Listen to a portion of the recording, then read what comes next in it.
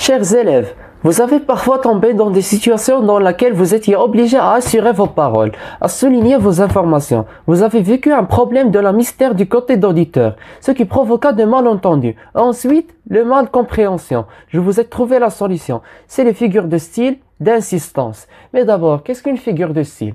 La figure de style, c'est la manière d'expression avec laquelle on étonne un discours. On le rend plus intéressant, plus vif.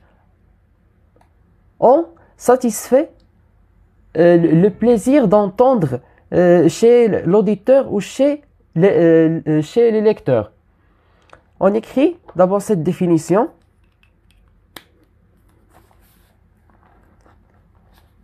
Grand 1, définition. Ou bien introduction des figures de style. La figure de style, ou appelé styliste, ou rhétorique, est la manière de s'exprimer son discours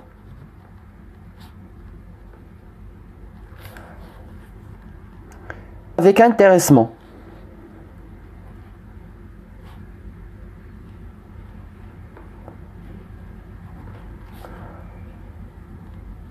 Et rendre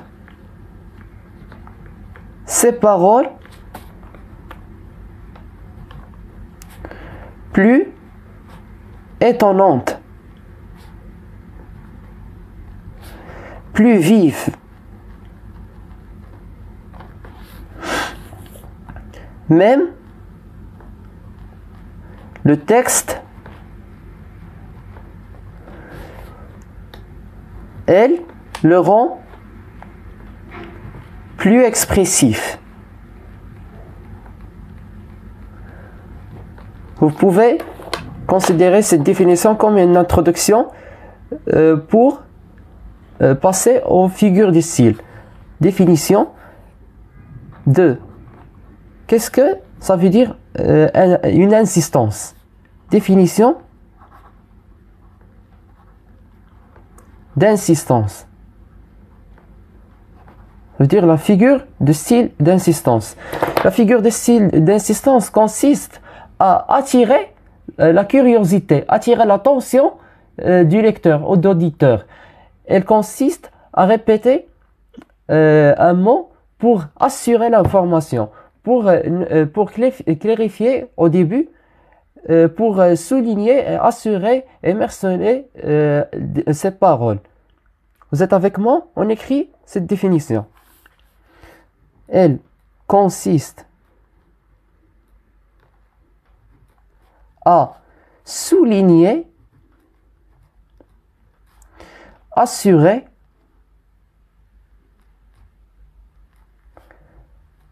marceler une personne ou une idée. Une personne ou une idée.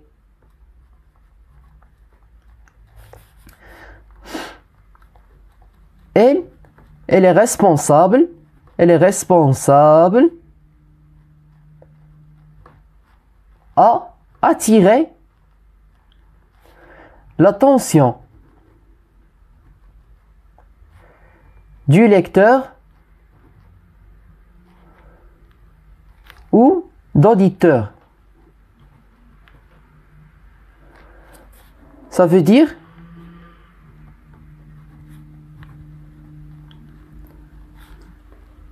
attirer ou bien attracter sa curiosité.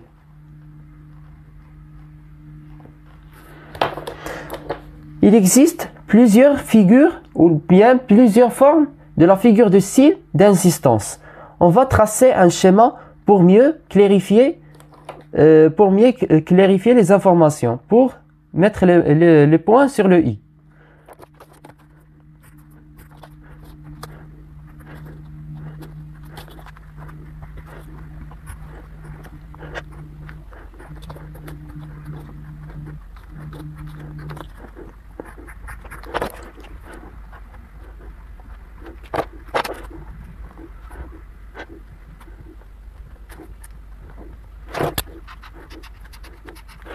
Alors, on a 4 formes que peut prendre une figure de style d'insistance. Il y a la répétition, comme vous le savez bien. Il y a l'anaphore, il y a l'énumération ou bien l'accumulation, il y a le parallélisme. On va expliquer chacune de ces formes tout de suite. On commence par la répétition. De 1. La répétition.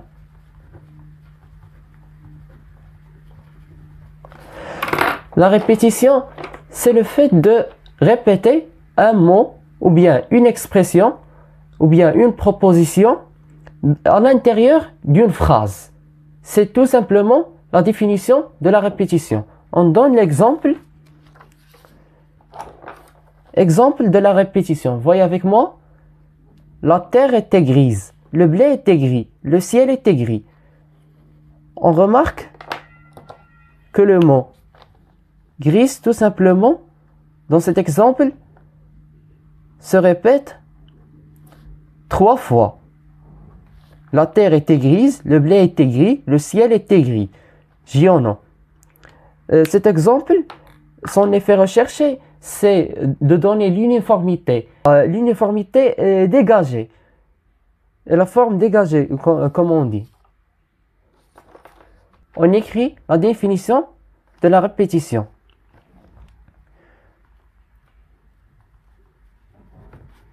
C'est le fait de répéter un mot ou plusieurs mots. Ça veut dire expression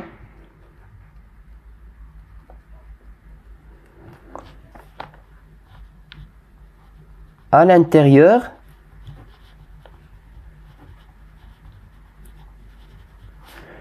d'une phrase. C'est tout simplement la répétition. On passe à l'anaphore. De. L'anaphore. L'anaphore,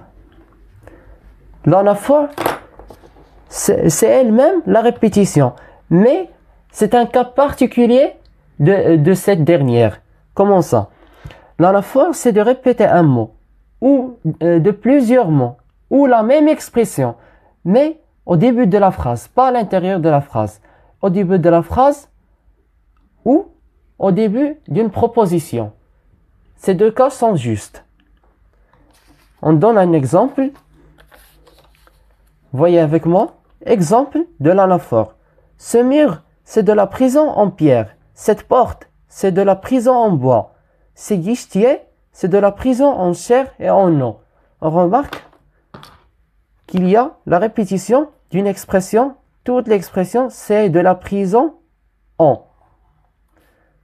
C'est de la prison en. C'est de la prison en. Il s'est répété 3 fois. Mais on remarque que c'est le début d'une proposition. Ce mur, point virgule, c'est de la prison en pierre. Cette porte, point virgule, c'est de la prison en bois.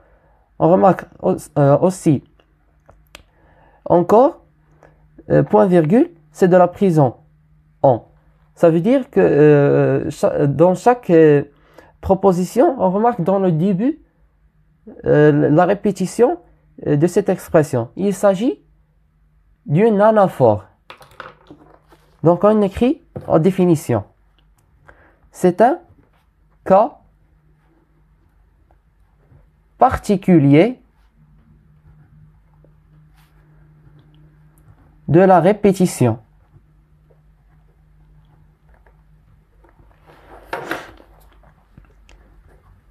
Il s'agit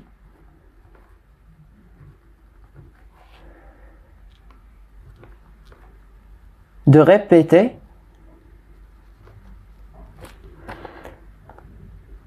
un mot ou une même expression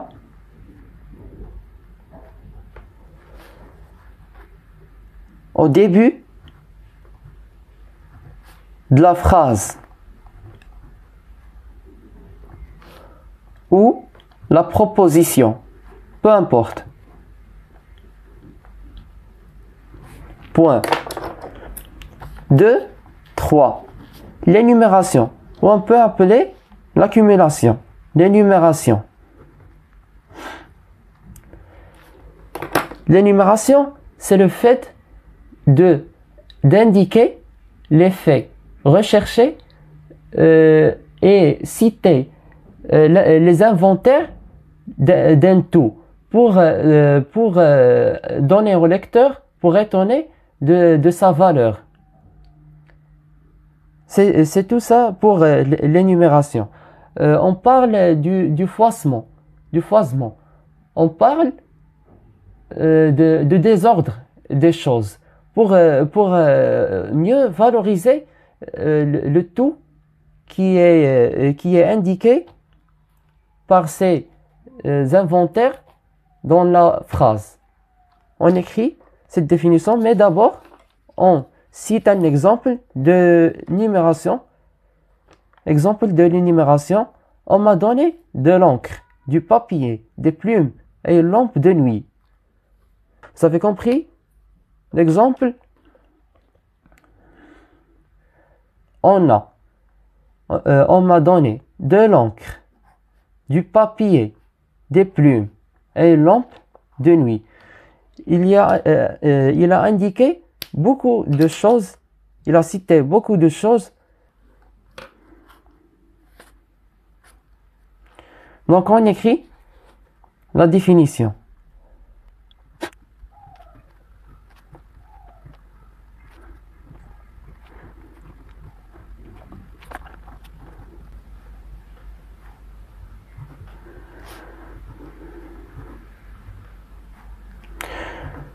On parle du foisement, du désordre des choses. Point. On passe à la dernière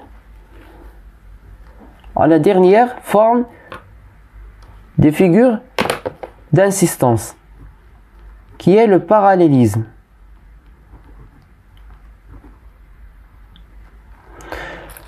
Le parallélisme, c'est de rendre jouer la syntaxe grammaticale dans deux vers, deux phrases, ou bien deux lignes, ou bien deux propositions.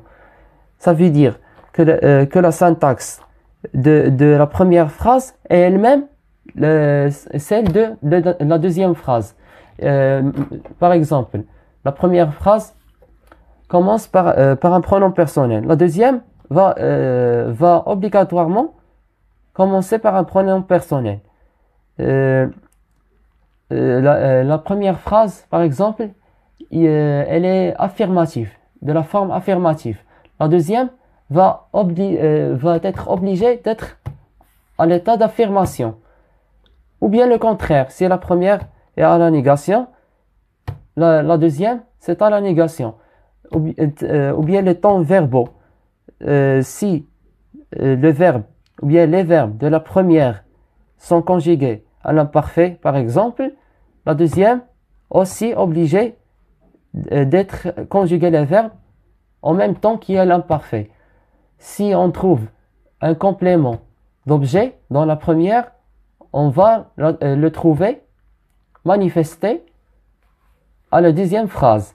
Si on a un cessé de lieu, par exemple, ou cessé de temps, on va trouver le cessé de lieu, bien le cessé de temps à la deuxième phrase. On écrit cette définition. La syntaxe grammaticale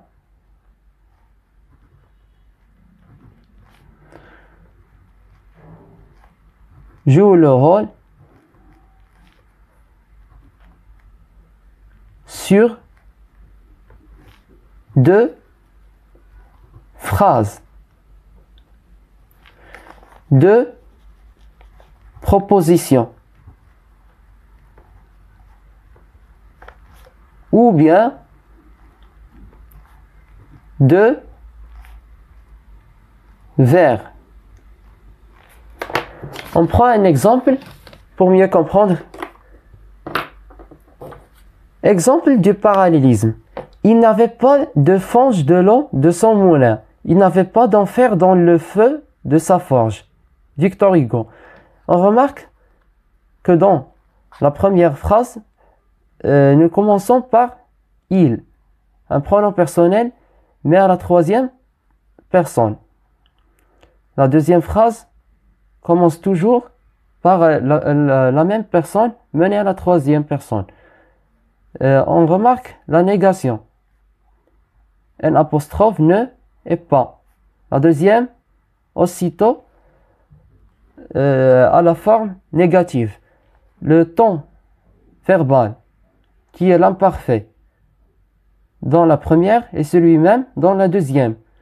On a un CC, un complément d'objet indirect dans la première. Dans la deuxième, on a le même complément, COI. On a aussi un complément dans la deuxième phrase, c'est lui-même dans la première. Vous êtes avec moi? C'est le parallélisme comme on l'a dit. Et vous avez compris, on a fini pour cette leçon. On passe aux exercices. Alors, on passe aux exercices. On a la question « Identifier les figures d'insistance dans les phrases suivantes qui sont extraites des textes des trois œuvres La boîte à merveilles, Antigone et Le dernier jour d'un condamné ». Phrase numéro 1. « Oublie-la, aimant. Oublie-la, mon petit. » On remarque que le verbe ou bien le verbe et le pronom COD sont répétés, sont les deux répétés à la première emplacement. Au premier emplacement dans la phrase ou dans la proposition. Donc, on est devant une anaphore. La deuxième phrase. Crois-tu que je l'accepterai, votre vie? On a la répétition, L apostrophe qui remplace votre vie. Donc, on est devant une répétition. Dites, à qui devrait-elle mentir? À qui sourire? À qui se vendre? On a au début de proposition à qui, au début de la phrase à qui, au début de la troisième phrase à qui. Donc on est devant une anaphore. Numéro 4. Quelques jours auparavant, ma mère prépara des gâteaux de semoule fine, des petits pains à l'anis et au sucre, du sellou, farine grillée mélangée de beurre et de diverses épices. On a ici la citation de plusieurs préparations de la mère. Donc, on est devant une énumération ou bien une accumulation. Accumulation. Phrase numéro 5. Dans la boîte à merveilles, il y avait une foule d'objets hétéroclites qui, pour moi seul, avaient un sens. Des boules de verre, des anneaux de cuivre, un minuscule cadenas sans clé, des clous à tête dorée, des encriers vides, des boutons décorés, des boutons sans décor. Il y en avait en matière transparente, en métal, en nacre. Chacun de ces objets me parlait son langage. On est devant directement et sans penser, on est devant une énumération. Parce qu'on a cité beaucoup de choses. Phrase numéro 6. Ils aimaient aussi jouer la bataille, se prendre à la gorge avec des airs d'assassins, crier pour imiter la voix de leur père, s'insulter pour imiter les voisins, commander pour imiter le maître d'école. On est devant une répétition. Parce qu'on a, pour imiter, répété 3 fois. à l'intérieur de la phrase.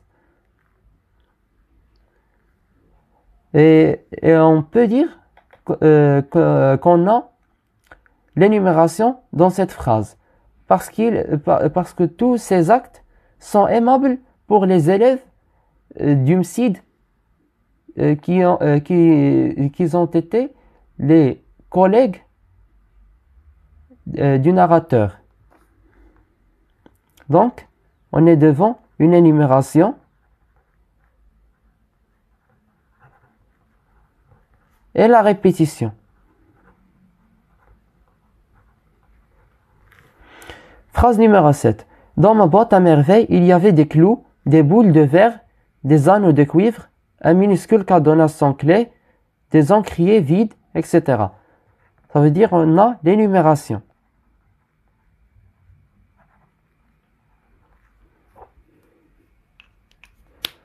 On tourne la page. Le dernier exemple, ma grâce, on me fera peut-être grâce. On est devant une anaphore directement. Parce qu'on a toute la phrase, ça commence par une seule proposition qui est ma grâce. Ma grâce. On me fera peut-être grâce. On peut dire que nous sommes devant une anaphore.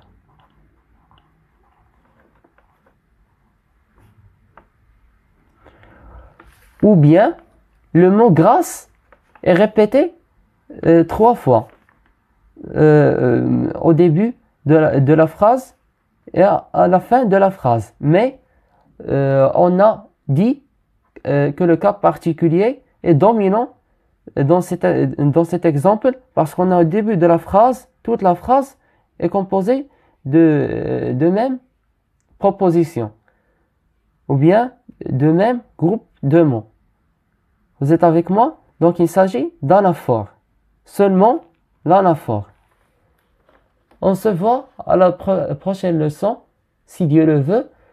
On va mieux expliquer d'autres figures de style. À bientôt.